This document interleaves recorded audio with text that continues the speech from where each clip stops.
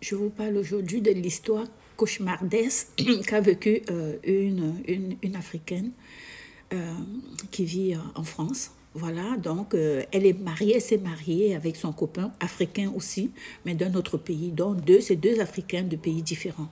Alors, quand le gars a épousé sa femme, bon, il a seulement informé sa famille qu'il était marié, il n'a pas donné plus d'informations que ça. Voilà, donc ils étaient très amoureux, ok? Ils n'ont pas eu d'enfants, ils n'ont pas encore d'enfants, ok? Ça fait depuis 2 ans qu'ils sont mariés, ils n'ont pas d'enfants. Et donc le gars décide donc d'amener sa femme en Afrique, dans son pays d'origine, pour présenter sa femme à sa famille. Donc, lorsqu'il arrive en Afrique avec sa femme, c'est une belle femme, une fille qui est très polie, hein, en passant.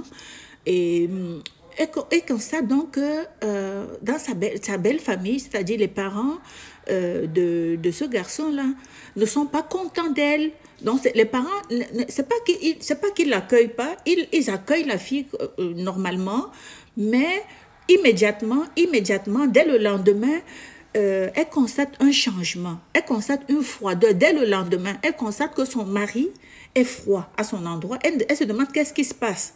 Alors le gars va lui dire, peut-être 2 jours plus tard, que ses parents l'ont rencontré et ses parents lui ont dit, écoute, nous, tu as épousé cette femme-là, tu ne nous as pas donné beaucoup plus d'informations parce que le gars vient d'une famille très riche. Hein, il vient d'une famille très riche en Afrique. Donc, c'est le genre de famille où ça va de génération en génération, où l'avenir du gars est déjà assuré. Hein, ils sont des milliardaires dans son pays d'origine. Alors, donc, son héritage est en jeu.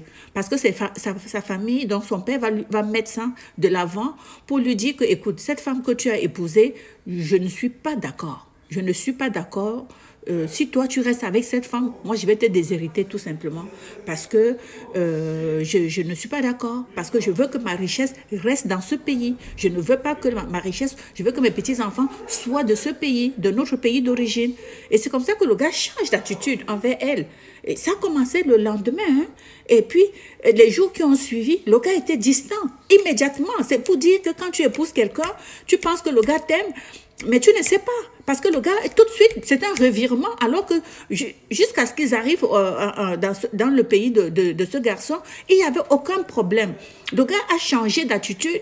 Au moment où je vous parle, elle est encore avec le gars, chez les parents du gars, mais elle me dit, je ne pense pas que je vais rester. Je ne pense pas que mon mariage va continuer parce que le gars est froid et il ne me touche